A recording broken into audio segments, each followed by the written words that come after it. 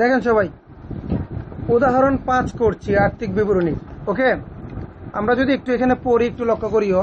ফারহানা এন্টারপ্রাইজের নিম্নোক্ত রেওয়া মিল ও সমন্বয় সমূহ বিবেচনাপূর্বক কি 2017 সালের জুন মাসে সমাপ্ত হয়েছে। আচ্ছা, আমি বলছিলাম উপরে তারিখটা একটু লক্ষ্য করব। এমনি সবগুলো সমাপ্ত হয় ডিসেম্বরের 31 তারিখ, আর এটা সমাপ্ত হয়েছে জুনের 31 তারিখ, ঠিক আছে, 30 তারিখ, মানে জুন মাস সমাপ্ত, তার মানে অর্ধেক বছরের। কিন্তু এইখানেই 1 বছর আমাদের, ধরো আরেক জুনে শুরু হয়েছে, এই জুনে শেষ। আচ্ছা, এইবার আমরা যে বিষয়টাতে যাব, আমাদের এই যে প্রশ্নটা কিন্তু এইভাবে দেওয়া থাকবে পরীক্ষায়। তো আমরা কি বলছিলাম, প্রথমে প্রশ্নটা নিয়েই আগে মুখস্থ দেখবে কোনটা কার দলে পড়ে, মানে কোন ঘরে পড়ে। তাহলে আমরা যদি একটু তাকাই, দেনাদার হচ্ছে চলতি সম্পদ, পাওনাদার চলতি দায়, আমি বলি দালান কোটা স্থায়ী সম্পদ, সাধারণ সঞ্চিতি কিন্তু ওই যে মূলধনের সাথে কি হয়, যোগ হয়, মনে আছে? এই যে মূলধনের মালিকানা সত্ত্বের ঘরটা কি ছিল, মূলধন যোগ অতিরিক্ত মূলধন যোগ নিট মুনাফা মাইনাস উত্তোলন মাইনাস জীবন বীমা প্রিমিয়াম যোগ সাধারণ সঞ্চিতি, মনে আছে? তাহলে কোনটা কোন জায়গায় পড়বে এটা তোমাকে অবশ্যই আগে আইডেন্টিফাই করতে হবে।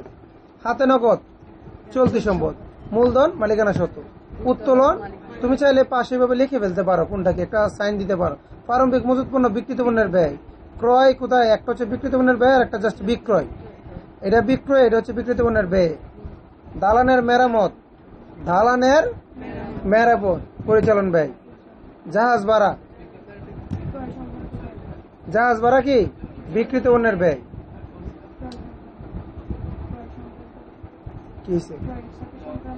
যাই হোক, মুখস্থ দেখেন, জাহাজ ভাড়া কি বিক্রিত পণ্যের ব্যয়, আর শুল্ক বিক্রিত পণ্যের ব্যয়। আত্মাধিক ভাষা ওরা বুঝে না, তো ডক চার্জ বিক্রিত পণ্যের ব্যয়, বেতন অসম্মানী পরিচালন ব্যয়, সাধারণ খরচ পরিচালন ব্যয়। সাধারণ খরচ ওই মনিহারি একই, এটা প্রাথমিক খরচ না, প্রাথমিক খরচ বললে উল্লেখ সম্পদ, আর সাধারণ খরচ মানে মনিহারি। সাধারণ খরচ আর এক নাম কি মনিহারি। ব্যাংক জমাতিরিক্ত কি চলতি দায়, তার সুদটাও চলতি দায়, ঠিক আছে? যদি বক্সে থাকে তাহলে না, বক্সে থাকলে কিন্তু না। ব্যাংক জমাতিরিক্ত সুদটা যদি নিচে থাকে সমন্বয়ে, তাহলে এটা চলতি দায়। আর বক্সে যদি থাকে, এই সুদটা কি অন্যান্য ব্যয়ে যাবে, কিন্তু চলতি দায়ে যাবে না, শুধু ব্যাংক জমাতিরিক্তটা যাবে। এটা ওই যে 4 নম্বর উদাহরণটা দেখলে বুঝবেন। বীমা প্রিমিয়াম পরিচালন ব্যয়, ঠিক আছে? লিগেল চার্জ আর কুরিন, এটাতে কি স্যার বলেন তো? দুইটা দেওয়া, লিগেল চার্জ আর কুরিন। লিগেল চার্জ এটা হয়তো বা অন্যান্য ব্যয় অথবা পরিচালন ব্যয় হবে, সরি। আর কুরিন সঞ্চিতি, আচ্ছা আমরা দেখবো, কুরিন সঞ্চিতি তো পরিচালন ব্যয়। আচ্ছা, কুরিন সঞ্চিতির আরেক নাম কি? পুরাতন কুরিন সঞ্চিতি, যদি বক্সে দেওয়া থাকে। বক্সে যেটা দেওয়া থাকে তার নাম কি? পুরাতন কুরিন সঞ্চিতি। বিজ্ঞাপন কি? পরিচালন ব্যয়। বিবিধ ক্ষতি কি? অন্যান্য ব্যয়। ব্যাংক জমাতিরিক্ত সুদ অন্যান্য ব্যয়, বক্সে যেটা থাকবে এটা শুধু অন্যান্য ব্যয়, এটা চলতে দেওয়া যাবে না। প্রাপ্ত বাট্টা, আমি বলছিলাম সকল প্রকার প্রাপ্ত হচ্ছে অন্যান্য আয়, প্রাপ্ত হচ্ছে কুটিনাটিতে বলছি আমি, প্রাপ্ত হচ্ছে কি অন্যান্য আয়। ভ্রমণ খরচ পরিচালন ব্যয়, না এটা তো অন্যান্য ব্যয় হবে মেবি, ভ্রমণ খরচ পরিচালন ব্যয়। আচ্ছা দেখছি আমরা, প্রাপ্ত বাড়ি ভাড়া, প্রাপ্ত অন্যান্য কি আয়। আয়কর না, আয়কর মাইনাস হয় মালিকানা সতে, কথা ঠিক আছে? একটা এন্ট্রি দেখে হলে কিন্তু গেল। দেখেন কথা কি বলছে, ব্যক্তিগত প্রয়োজনে পণ্য উত্তোলন। পণ্য যদি কখনো উত্তোলন করে, কি বলছিলাম, ক্রয় থেকে মাইনাস হবে, এক্সকিউজ মি। আর বিজ্ঞাপনে কি হবে, যোগ হবে। কালকে খুঁটিনাটিতে বলছি না, পণ্য যদি কখনো উত্তোলন হয়, এটা ক্রয় থেকে মাইনাস হবে, বিজ্ঞাপনে কি হবে, যোগ হবে। আবার মালিকানার সাথে গিয়েও মাইনাস হবে, কারণ উত্তোলন মানে মাইনাস মালিকানার সাথে থেকে। তো বিষয়গুলো তোমার ভেঙে ভেঙে বুঝতে হবে। অলিখিত আন্তঃফেরত, দেখেন একটু, আন্তঃফেরত মানে বুঝেন, এই আমার থেকে, আন্তঃফেরত মানে হচ্ছে বিক্রয় ফেরত। আন্তঃফেরত মানে আমি মাল বিক্রয় করছি, বিক্রয় ফেরত, ওই যে বিক্রয় ফেরত আমরা যেটা বলি। তো ফেরত তো এটা অলিখিত, মানে এটা লিখিত হয় নাই, তাহলে এটা অলিখিত বিক্রয় ফেরত। অলিখিত কি বিক্রয়, মাথায় থাকবে তো। আর যেটা বহি ফেরত, মানে আমি বাইরে ফেরত পাঠাইছি, এটাকে বলে ক্রয় ফেরত। এটাকে কি বলে, মানে আমি কিনছি, এখন মাল ভালো লাগে না, আমি ফেরত দিয়ে দিচ্ছি। আচ্ছা, আর আন্তঃফেরত 4,000 টাকা, আর বহি ফেরত কত, 2,000 টাকা। আচ্ছা, এখানে অনেক সবগুলো এন্ট্রি এখানে আছে। বীমা প্রিমিয়াম 2017 সালের 30 ডিসেম্বর পর্যন্ত, 30 সেপ্টেম্বর পর্যন্ত, সরি।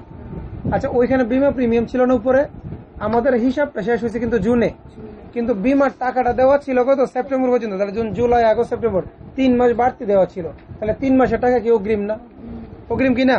মানে বিমাটা আমার হিসাব ক্লোজ করছি জুনে, আর বিমার টাকা দেওয়া ছিল সেপ্টেম্বর পর্যন্ত, তাহলে কয় মাস বাড়তি দেওয়া ছিল?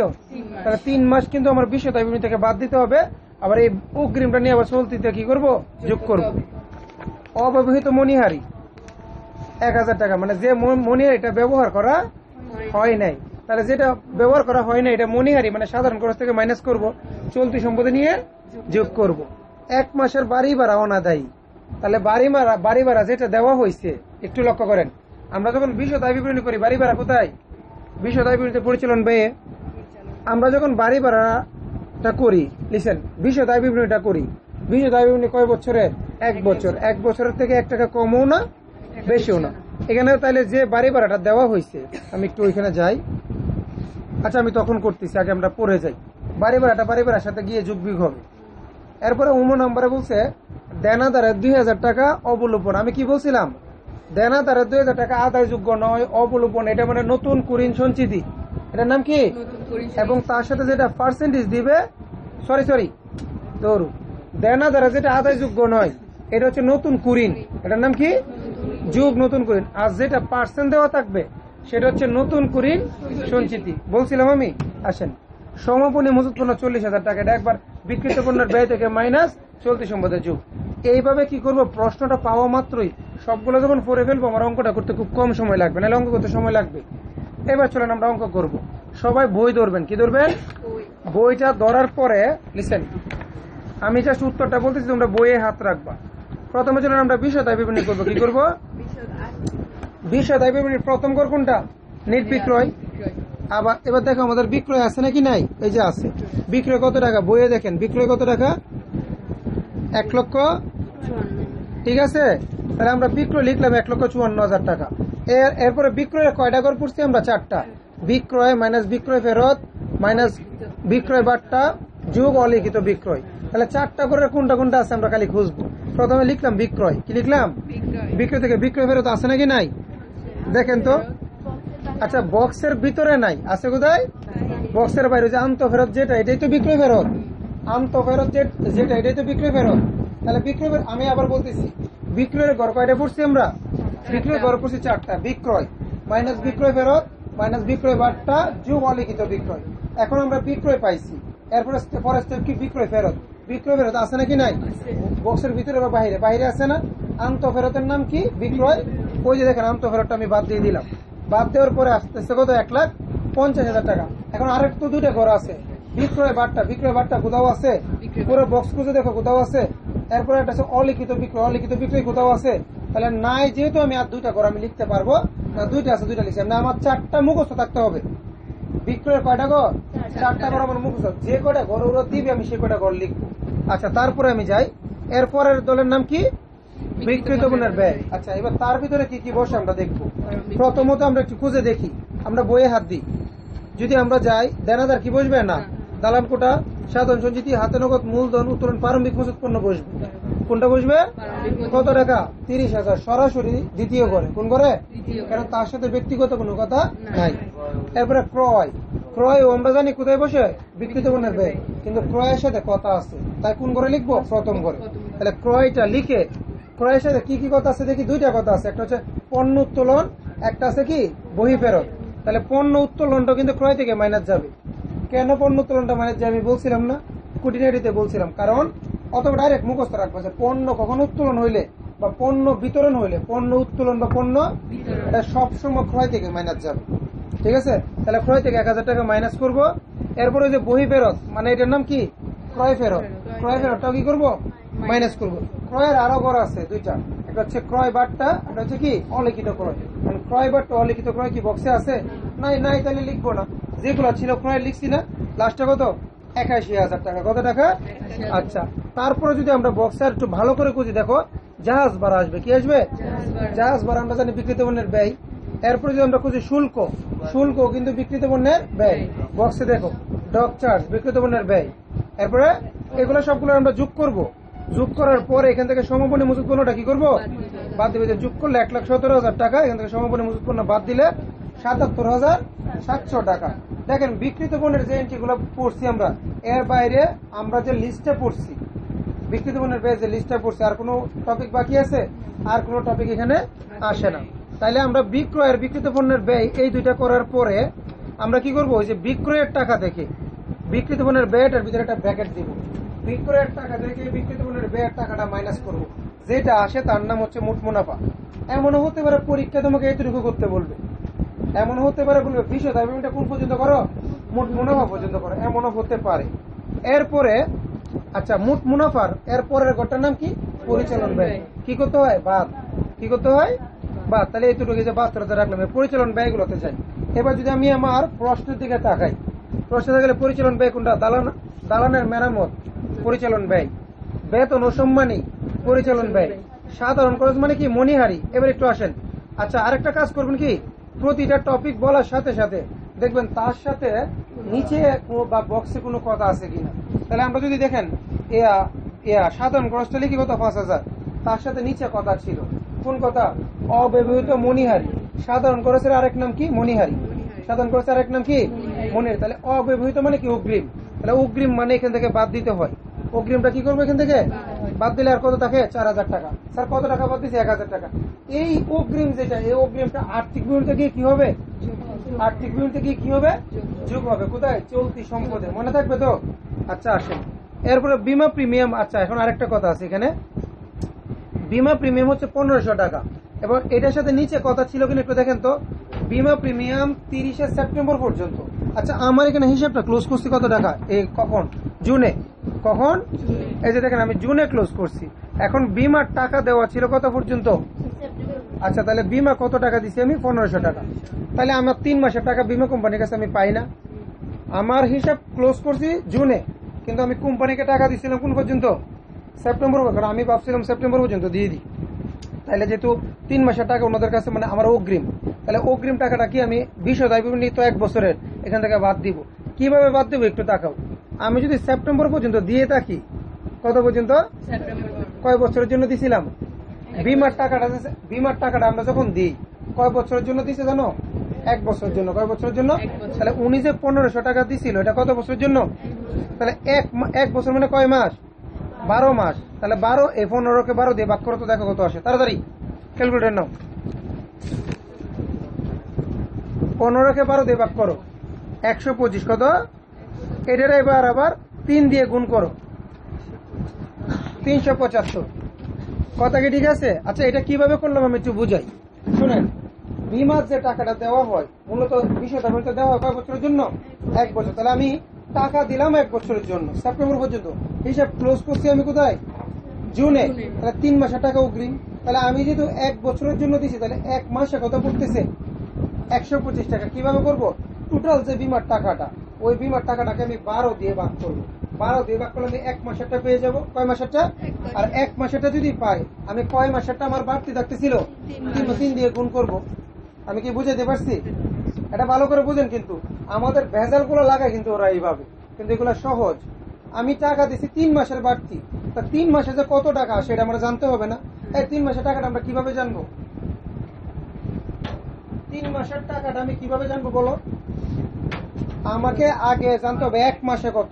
তো 1 মাসে কত এটা আমরা এখন ধরো আমি বুঝাই। আমি ধরো তোমার কাছে 3 মাসের টাকা পাই, 3 মাসের টাকা পাই, ঠিক আছে? তোমার সাথে আমার সাথে কন্ট্যাক্ট হচ্ছে 1 বছরের। তো 3 মাসের টাকা পাই, তুমি ধরো আমরা কিছু টাকা দিছে 1,500 টাকা। তাহলে 3 মাসে তুমি আমরা কয় টাকা দিবা? তাহলে এটা কেমনে জানো? তোমার আগে জানতে হবে 1 মাসে কত টাকা পড়ে। তো 1 মাসের টাকা কেমনে পারবো? যেহেতু বাৎসরিক হিসাব, 12 দিয়ে ভাগ করবা, 12 দিয়ে ভাগ করে 1 মাসেরটা বের হবে। 1 মাসেরটা যদি বের হয়, এটা 3 দিয়ে গুণ করবা। কথা ঠিক আছে? আশা করি বুঝতে পেরেছো। আমি বললাম এইটাতে কিন্তু সবগুলো প্যাচ আছে। আচ্ছা এটাই না কি করবো, এখানে 375 এখান থেকে মাইনাস করবো। কি করবো? আর এই 375 টাকা আর্থিক বিবরণীতে কি হবে? চলতি সম্পদ। আচ্ছা যাই হোক, এরপরে দেখেন এখানে লিগ্যাল চার্জ। লিগ্যাল চার্জটা কি? পরিচালন ব্যয়। এবার কুরিনের হিসাবটা কিরকম এটা আমি একটু করে দেখাই। তা খুবই ইম্পর্টেন্ট, এখানে সবগুলো টপিক আছে। এই কুরিনটা যে পারবেন, সব কুরিন পারবেন। দেখেন এখানে বইয়ের দিকে তাকান, আমার একটা ছিল কুরিন, কত ছিল? 2,500 টাকা। কুরিন কত? কুরিন সঞ্চিতি, কুরিন। আচ্ছা, কুরিন সঞ্চিতি মানে কি? পুরাতন কুরিন। আমরা একটু এইভাবে লিখবো, যে দেখেন আমি একটু লিখি, আমি লিখবো যে পুরাতন কুরিন, পুরাতন সঞ্চিতি যেটা হয় এটা কত টাকা? 2500 টাকা। কত টাকা? আর আমরা কি জানি পুরাতন কুরিনটা কি হয়? মাইনাস। এবার বইয়ে যদি আমরা তাকাই, মেইন কুরিন নাই। মেইন কুরিন আছে? নাই। এবার নিচে তাকাও, নিচে নিচে দেখো একটা লেখা আছে, দেনাদারের 2000 টাকা অবলোপন। আমরা কি বলছিলাম? দেনাদারের উপরে আদায়যোগ্য নয়, অবলোপন, এগুলোর আমরা ধরবো নতুন কুরিন। কি ধরবো? তাহলে আমরা দিই যে যুগ নতুন কুরিন। কত টাকা? 2000 টাকা। দেখেন আমি কুরিন হিসাবটা কেমন করি। এরপর যদি আবার 10% বলছে অবশিষ্ট দেনাদারের উপরে, এইটা হবে নতুন কুরিন সঞ্চিতি। আমি বলছিলাম না স্যার? আচ্ছা, এবার নতুন কুরিন সঞ্চিতিটা এবার আমি কার উপর থেকে বের করবো? আমি বলছিলাম দেনাদার যত টাকা, দেনাদার থেকে অবলোপনটাকে আগে হয়েছে না, ওই অবলোপনটা আগে বাদ দিব। তাহলে দেনাদার কত টাকা আমরা উপরে দেখি। দেনাদার ছিল কত? 20,000 টাকা। দেনাদার কত? আমি একটু এখানে করে দেখাই। দেনাদার হচ্ছে 20,000। দেনাদার কত? 20,000 থেকে অবলোপন হয়েছে কত? 2,000। 2,000 বাদ দাও। আমার কথা শোনো আগে। 18,000। আমরা কি 18,000-এর উপর 10% করবো? না। একটু লক্ষ্য করো, ওই যে আন্ত ফেরত যেটা আসছিল, মানে আমি বিক্রয় করছিলাম, ফেরত আসছিল। দেনাদার মানে কি? যাদের কাছে আমরা টাকাটা পাবো, যাদের কাছে টাকাটা পাবো। এখন আমার টোটাল দেনাদার ছিল 20,000-এর। কত টাকার? 20,000 থেকে 2,000 টাকা অবলোপন, মানে এটা আমি আদায় করতে পারবো না, কারণ কি আমার 20,000 টাকা দেনাদার আছে নাকি? 18,000 হয়ে গেছে। 18,000 হয়ে গেছে না? তাহলে দেনাদার মানে কি? যাদের কাছে আমি বাকিতে মাল বিক্রি করছি। এরপরে হচ্ছে আন্ত ফেরত। তাহলে আমার এখন 18,000-এর দেনাদার আছে। আন্ত ফেরত মানে কি? যাদের কাছে আমি মাল বিক্রি করছিলাম, মানে আমার দেনাদারের কেউ না কেউ 4,000 টাকার মাল ফেরত পাঠাই দিছে। তাহলে এখন দেনাদার কি 18,000 আছে? আরো 4,000 টাকা কমে গেছে না? তাহলে এখান থেকে আরো 4,000 টাকা কি করবো? মাইনাস করলে আর কত থাকবে? 14,000 টাকা। তাহলে এখন আমার দেনাদার কত? ওই যে আমরা লাস্টে বলছি অবশিষ্ট দেনাদারের উপর 10%, এটা কার উপরে ধরবো? 14,000-এর উপর। আমি বিষয়টা আরেকটু ক্লিয়ার করি। আমি কিন্তু এইটা কিন্তু খুবই ইম্পর্টেন্ট। প্রথমত বক্সের যে সঞ্চিতিটা থাকে এটা হচ্ছে পুরাতন কুরিন সঞ্চিতি, এটা মোটামুটি সব অঙ্কে থাকে। আচ্ছা, এখন ওই যে আমি যে কুরিনটা যে বের করার জন্য যেটা আদায়যোগ্য নয়, এটা তো ডাইরেক্ট নতুন কুরিন। এই যে কোথায় লিখছি এখানে, আমি একটু অন্য কালার দিয়ে দেখাই। যেটা আদায়যোগ্য নয় এটা কি ডাইরেক্ট নতুন কুরিন না?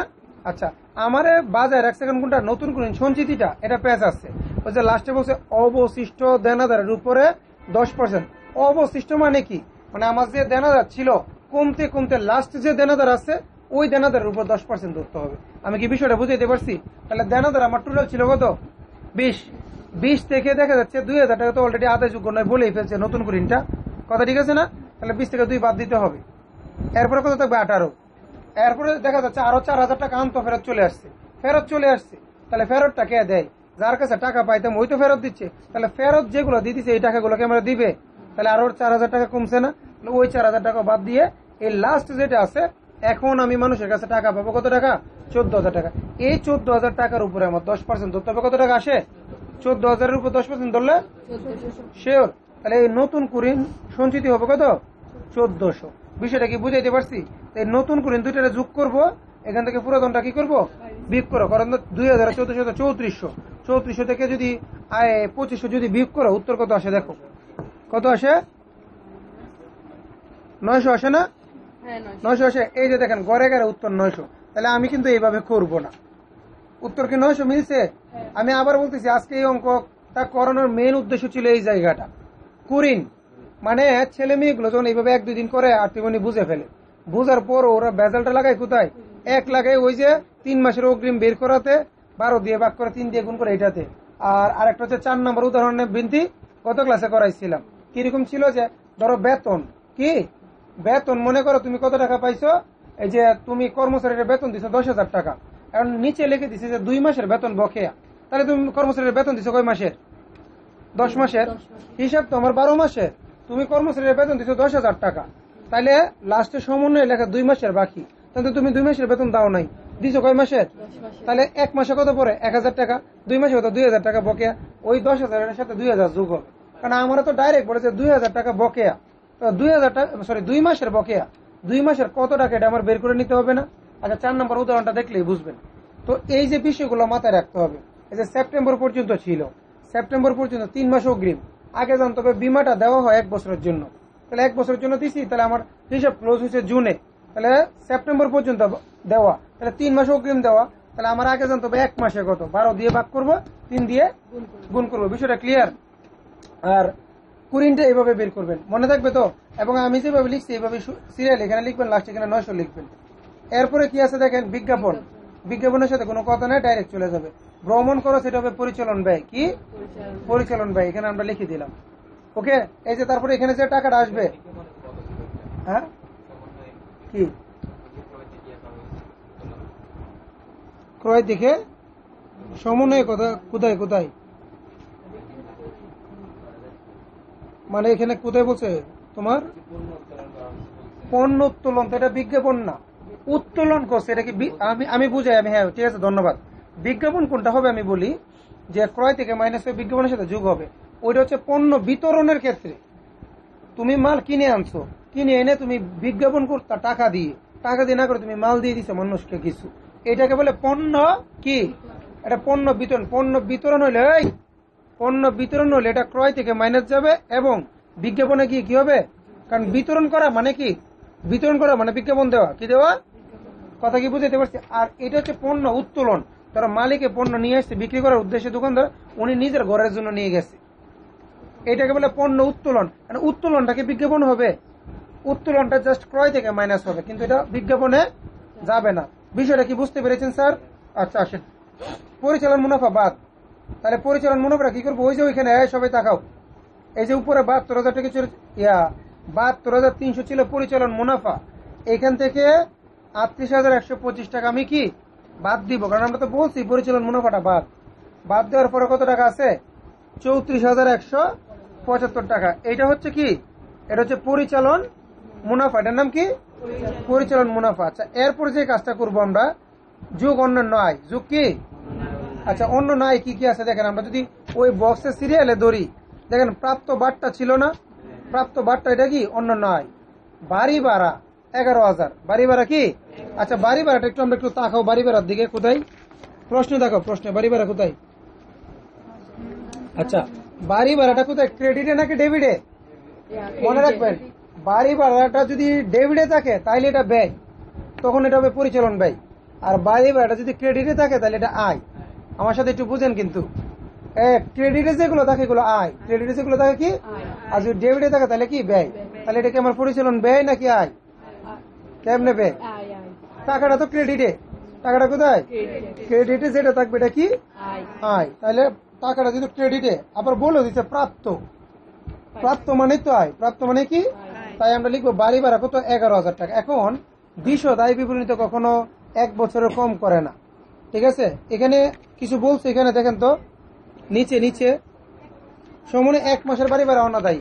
আচ্ছা বাড়ি ভাড়া দিতে 11,000 টাকা পাইছো, এই যে এখানে কথা আসেন, তুমি বাড়ি ভাড়া পাইছো 11,000 টাকা আয়, কিন্তু বলছে 1 মাসের বাড়ি ভাড়া এখন আমি পাই নাই, তাহলে কয় মাসের পাইছো, 11 মাসে, তাহলে 1 মাসে কত পড়তেছে 1,000 করে, তাহলে ওই 1,000 টাকা, তাহলে তুমি আর পাবাই তো 1 মাসে, তাহলে আর 1,000 টাকা পাবো আমরা। বিষয়টা কি বুঝাইতে পারছি? ওই এনে 1,000 টাকা যোগ করে দিতাম।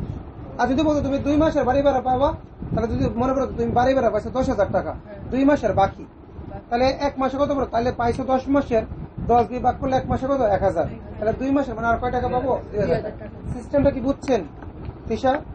Thank you. এরপরে দেখেন যোগ করে দিব এটা।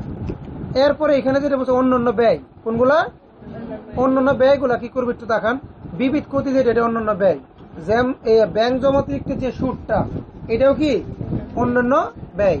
শেষ।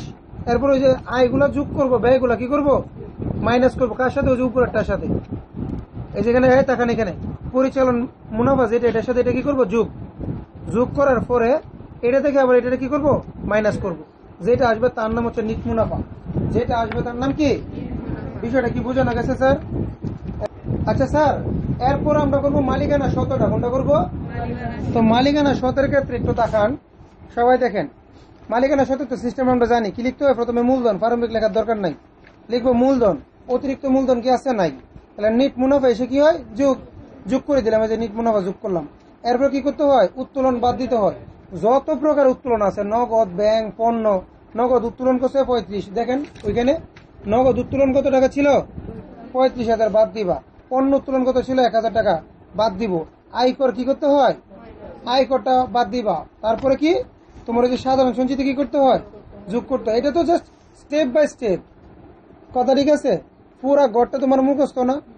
মূলধন যুগ, অতিরিক্ত মূলধন যুগ, নিট মুনাফা, মাইনাস উত্তোলন নগদ ব্যাংক এবং পণ্য উত্তোলন, ঠিক আছে, মাইনাস জীবন বীমা প্রিমিয়াম, মাইনাস আয়কর, যোগ সাধারণ সঞ্চিতি। যেগুলো আছে এগুলো করবো, যেগুলো না এগুলো করবো না। সিস্টেম বুঝছেন বিনতি স্যার? Thank you. এরপরে দেখেন আর্থিক অবস্থার বিবরণটা আমরা একটু করি। আর্থিক অবস্থার বিবরণীতে শুরুতে কি বসে বলেন তো? স্থায়ী সম্পদ। শুরুতে কি বসে? আচ্ছা আমরা পুরা যদি 5 নম্বর উদাহরণটা দেখি, স্থায়ী সম্পদ এখানে কি আছে? আর কোন স্থায়ী সম্পদ আছে? দালান কোটাটা সরাসরি আমরা লিখলাম কত টাকা? 70,000 টাকা। আচ্ছা এবার স্থায়ী সম্পদের পরে কি? চলতি সম্পদ। চলতি সম্পদ কত দেখেন, কোনটা কোনটা? হাতে নগদ, না না হ্যাঁ আসতে, হাতে নগদ চলতি সম্পদ, দেনাদারও চলতি সম্পদ। আমি বলছিলাম দেনাদার লেখার সময় থামবেন। দেনাদার লেখার সময় কি করবেন? জাহিন, দেনাদার লেখার সময় থেমে কি করবো, ওই যে বিষয় দায় বিবরণীতে যেগুলো নতুন পেয়েছিল, কোনগুলা নতুন? একটা পেয়েছিল কুরিন, আরটা পেয়েছিল নতুন কুরিন সঞ্চিতি। এই দুইটা কি করবো, দেনাদার থেকে মাইনাস করে নিবা। এবং যদি আমতো ফেরত থাকে, আমতো ফেরতটাও আমি দেনাদারটা করে দেখাইছিলাম না? ওই লাস্টে যে অবশিষ্ট যে দেনাদার ছিল ওইটাই হচ্ছে দেনাদার। দেনাদার না না আমি বুঝাই, অবশিষ্ট না, এখানে আরো বাদ যাবে। কথাটা বুঝেন? দেনাদার করতে গেলে কি করতে হবে, নতুন যেগুলা ছিল, কোনগুলা? নতুন গুলা দেনাদার থেকে মাইনাস করবেন। কোনগুলা?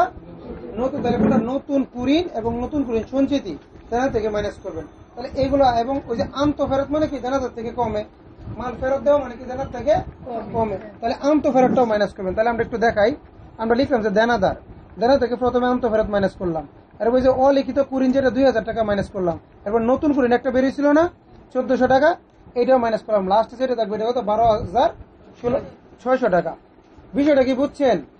আমরা প্রথমত দেনাদার নিলাম, কি নিলাম? দেনাদার নিয়ে আমি বুঝি থামবো। দেনাদার কি কি মাইনাস করবো? বিষয় দায় বিপরীতে যদি নতুন যেগুলো থাকবে, তাহলে নতুন কয়টা পাইছি? দুইটা। একটা পাইছি নতুন কুরিন, নতুন সচিব, দুইটা দেনাদার থেকে বাদ দাও। এরপর আমতো ফেরত যদি আসে, আমতো ফেরতও বাদ দিবা। আমতো ফেরত বাদ দিছি, তাহলে এগুলো বাদ দিলে তো শেষ, আর তো কিছু নাই। দুইটা নতুন বাদ দিলাম, আমতো ফেরত বাদ দিলাম, টোটাল আসবে কত? 12,600। তুমি তোমার মতো করবে, তুমি তোমার মতো করবে, কথা ঠিক আছে? যেটা আসবে এটা হচ্ছে দেনাদার। আচ্ছা এরপরে কোনটা স্যার? প্রাপ্ত বাড়ি ভাড়া, না সরি প্রাপ্য। প্রাপ্য কোথায় ছিল? লিসেন, যেটা পাবো প্রাপ্য, প্রাপ্য ছিল কোথাও এখানে?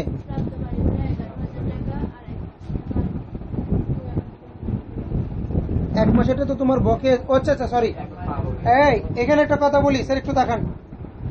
বকেয়া যেটা, এই দেখেন এখানে ভাইয়া, না না পরিচালন ব্যয় যেটা লিখি বকেয়া, পরিচালন ব্যয় যেটা লিখে, এটা কি? বকেয়া। ওই বকেয়া গুলো আর্থিক অবস্থার বিরুদ্ধে যায় হয় চলতি দায়, এটা কি পরিচালন ব্যয় লিখছি? এটা কই লিখছি? অন্যান্য আয়ে। আর অন্যান্য আয়ে যেটা, এটা বকেয়া হয় না, এটা হয় কি? প্রাপ্য।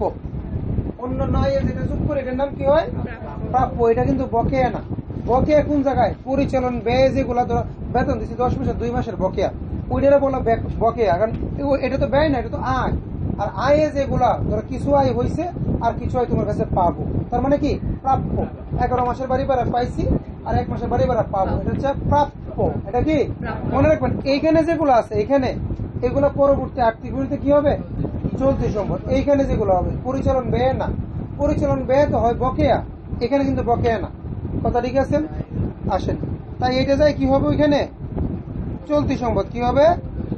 এরপর হচ্ছে বীমা প্রিমিয়াম, অগ্রিম। ওই যে ওইখানে যেটা অগ্রিম পাইছিলাম, কোথায় স্যার? বিষয় দায় বিবরণীতে যেটা অগ্রিম পাইছিলাম, এখানে এটা হবে কি? ওই 300, কোথায় কত টাকা হয়েছে বীমা প্রিমিয়াম মনে আছে? 375 টাকা 3 মাসের। ওইটা এখানে হবে কি? চলতি সম্পদ। অব্যবহৃত মনিহারি যে 1000 টাকা, এটা এখানে হবে চলতি সম্পদ। সমবনী মজুত পণ্যটা এখানে এসে হবে কি? চলতি সম্পদ। এগুলো তো আমাদের মুখস্থ। মোট চলতি সম্পদ তোমরা যোগ করবা। মোট সম্পদ কি? এটা হচ্ছে মোট চলতি সম্পদ। এরপর আর কোনো সম্পদ না। এখানে আরো দুইটা ঘর ছিল। কোন কোন ঘর ছিল তোমরা বলতে পারো? দীর্ঘমেয়াদী বিনিয়োগ আর হচ্ছে অলিক সম্পদ। আমার যে চার্ট ছিল, মানে যে প্রশ্ন ছিল, বিনিয়োগ নাই, আমি কি বিনিয়োগ নিজে থেকে লিখবো? এরপর অলিক সম্পদ নাই, অলিক সম্পদ নিজে থেকে লিখবো? নাই দেখে লিখে নাই, নাই দেখে। কিন্তু আমাদের কিন্তু সিরিয়াল মনে রাখতে হবে। স্থায়ী সম্পদ, চলতি সম্পদ, দীর্ঘমেয়াদী বিনিয়োগ, অলিক সম্পদ। লিস্ট মনে আছে তো স্যার? একটু শেষ প্লিজ। তাইলে এখানে একটু তাকান, মোট সম্পদ কত? 1,43,500 সম্পদের কাজ শেষ। এবার যাবো কার ক্ষেত্রে? দায়ের ক্ষেত্রে। কার ক্ষেত্রে? দায়টা কিভাবে লিখতে হয় বলছিলাম, মালিকানা শত ও দায় লিখে ওই মালিকানা শত, এটা কোনটা? ওই মালিকানা শত যেটা বের করি ওইটা আনতে হয়। বুঝেন? এই যে মালিকানা শতটা এখানে পাইছি না, কত টাকা? 1,05,575 টাকা। এই যে প্রথম এন্ট্রিটা কিন্তু এটা লিখতে হবে যে মালিকানা শত 1,05,575। এরপরে লিখতে হবে চলতি দায়। এখানে আরেকটা জিনিস ছিল, দীর্ঘমেয়াদী দায়। কোনটা ছিল? দীর্ঘমেয়াদী দায় মানে ঋণ। কোন ঋণ ছিল আমার প্রশ্নে? নাই, তাই লিখে নেই। তাহলে আমরা কোনটা লিখবো? চলতি দায়। চলতি দায় কোনগুলা? পাওনা। আচ্ছা, পাওনাদারের কথা প্রথম করে কেন? কারণ পাওনাদার তো আমি যার কাছ থেকে কিনে আনছি, তারও তো কিছু মাল আমি ফেরত পাঠাইছি। তাহলে যেগুলো ফেরত পাঠাইছি এগুলো মাইনাস করবো না? মাইনাস করবো। তাহলে আমার কাছে পাই তো 37,000, 2,000 টাকার মাল আমি ফেরত দিয়ে দিচ্ছি। আমি কি 37,000 পাবে? তাহলে পাবে 35,000 টাকা। ব্যাংক জমাতিরিক্ত কত? 3,000। আর ব্যাংক জমাতিরিক্ত কিন্তু চলতি দায়। আরেকটা জিনিস কিন্তু ছিল, ব্যাংক জমাতিরিক্ত সুদ। আমি কি বলছিলাম? ব্যাংক জমাতিরিক্ত সুদ যদি বক্সে থাকে এটা কিন্তু চলতি দায় হবে না। মনে থাকবে তো? তাহলে এতটুকু ছিল। এখন যদি তুমি সবগুলো আবার যোগ করো, কত আসছে? 1,73,575।